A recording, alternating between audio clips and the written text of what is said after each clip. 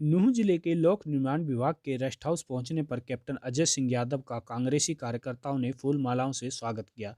Captain Ajay Singh Yadav ने कहा कि हर बुधवार को नूंह जिले के कांग्रेसी कार्यकर्ताओं के साथ बैठक की जाएगी तथा जिले के एक गांव में जाकर लोगों की समस्याएं भी सुनी जाएंगी। कैप्टन अजय सिंह यादव ने बैठक शुरू होने से पहले हरियाणा कांग्रेस प्रभारी विवेक बंसल की माता के स्वर्गवास पर 2 मिनट का मौन रखा। वहीं जिले के तावड़ू खंड के कांगरका गांव में हुई दर्दनाक घटना पर शोक व्यक्त किया तथा सरकार से मृतक परिवारों को आर्थिक सहायता की बात भी कही। यादव ने कहा कि उत्तर प्रदेश, उत्तराखंड, गोवा, पंजाब में कांग्रेस पार्टी की सरकार बनने जा रही है। उन्होंने कहा कि उत्तर प्रदेश में कांग्रेस पार्टी का वोट का प्रतिशत बढ़ा है। इस बार पिछली बार से अच्छा प्रदर्शन कांग्रेस पार्टी करने जा रही है। उत्तर प्रदेश में जहां भी ड्यूटी लगाई जाएगी वहां जाकर कांग्रेस पार्टी के लिए प्रचार किया जाएगा। इस बार पिछली बार से अधिक सीट कांग्रेस पार्टी उत्तर प्रदेश में लेके रहेगी। इस समय भारतीय जनता पार्टी में भगदड़ मची हुई है। उत्तर प्रदेश में बसपा का ग्राफ भी बहुत नीचे जा रहा है। वहीं उत्तर प्रदेश में कांग्रेस और सपा का गठबंधन हो जाता है तो 100% गठबंधन की ही सरकार बनेगी।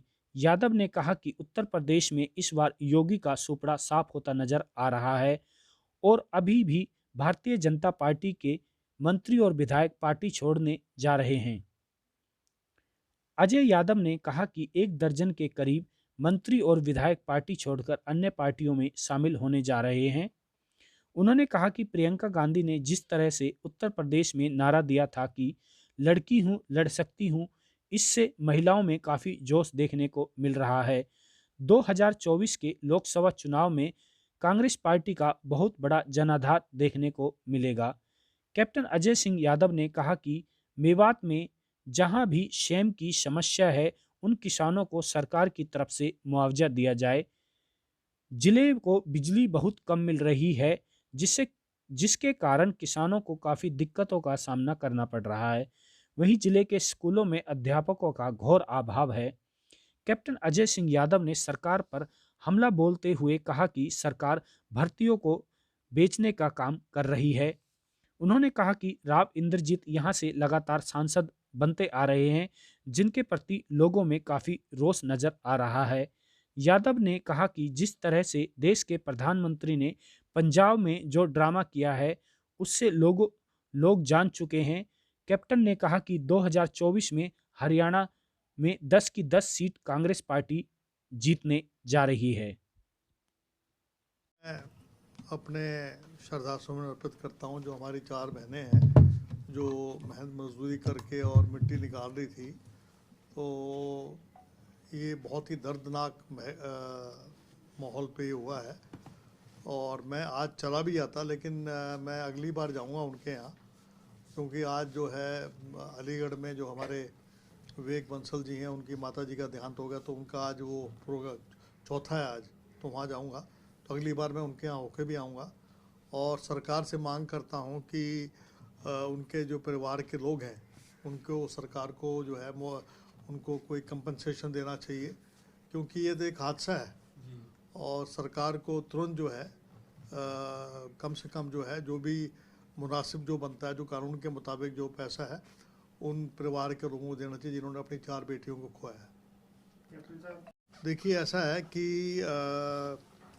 उत्तर प्रदेश में, उत्तराखंड में, गोवा में यहाँ चुनाव है हमारे और पंजाब में है, तो मुझे लगता है कि पंजाब में भी सरकार हमारी बनेगी, उत्तराखंड में भी हमारी सरकार बनेगी, गोवा में भी हम अच्छा कर रहे हैं क्योंकि वहाँ अभी एक विधायक मंत्री जो है उनका छोड़ के और कांग्रेस उसने ज्वाइन की है और शरद पवार से और उनसे भी बातचीत चल रही है कोalition की।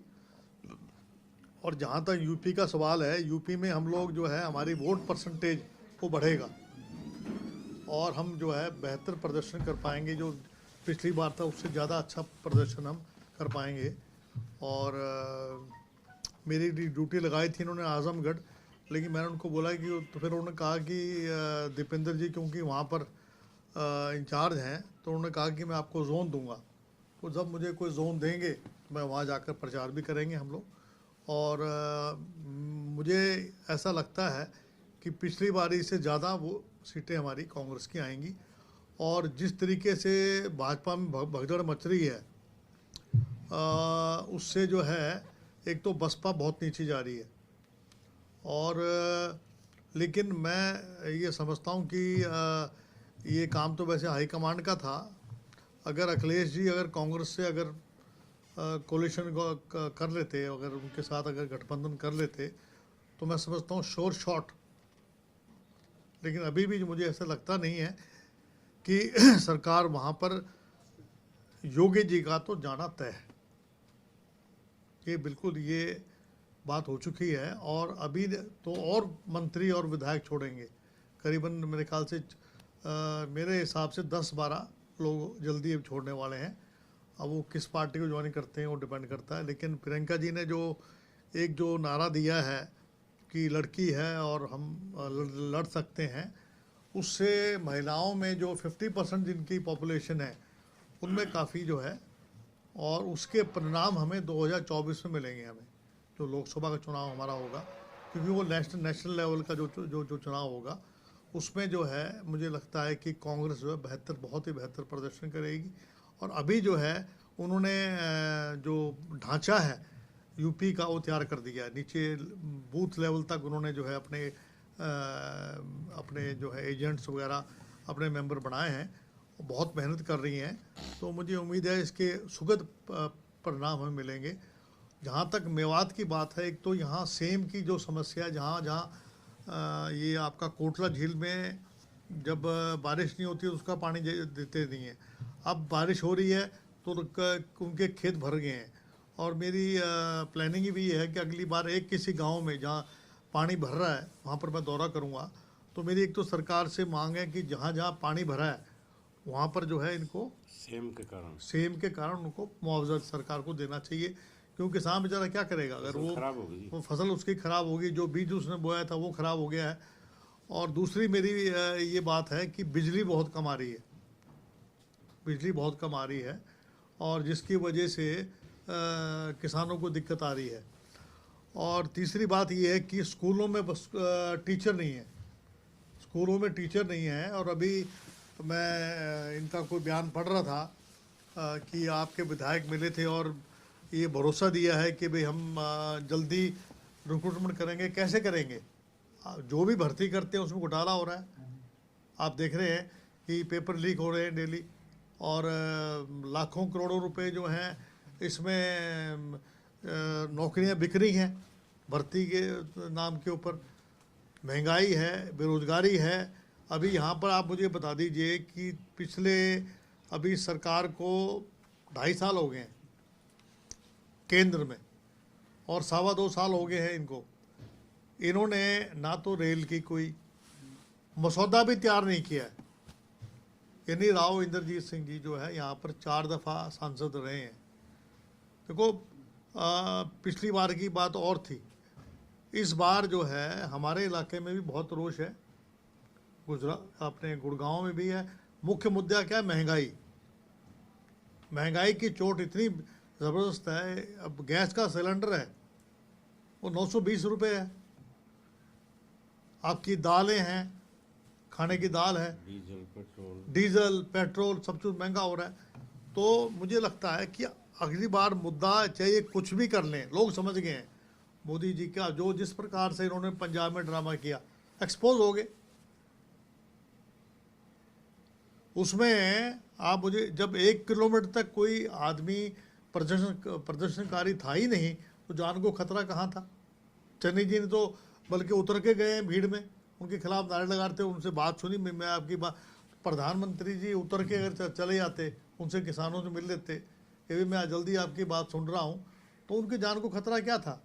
लेकिन जो है उसका प्रभाव दूसरे प्रदेशों में पड़े कि भी पंजाब में आतंकवाद दोबारा से हो रहा है। तो ये इनका मकसद कुछ नहीं है। तो मेरा ये कहना है कि 2024 में मुझे पूर्ण उम्मीद है कि हरियाणा में 10 में से 10 सीट कांग्रेस की आएंगी। ये सभी जो हमारे मेवात के हमारे जो कार्यकर्ता हैं, जो भाई हैं, मैं इस ओल्ड रेस्ट हाउस में हर बुधवार को आया करूँगा 12 बजे यहाँ आऊँगा मैं, और यहाँ पर जो है 1-1.5 घंटा उनकी बात सुन के, और फिर हम किसी एक गांव में, जहाँ पर भी कोई गांव में कोई प्रोग्राम रखना चाहेगा, तो वहाँ पर हम, चाहे आपका फिरोजपुर ज़िरका हो, चाहे नूह हो, चाहे आपका पुनाना हो, हम प्रोग्राम रखेंगे और जाकर जनता के बीच में जो है हमारे कार्यक्रम रखेंगे, ताकि हमारे कार्यक्रम अब शुरू कर देंगे हम मेवात के, और उसको हम ज़ोर शोर से अपना काम करें।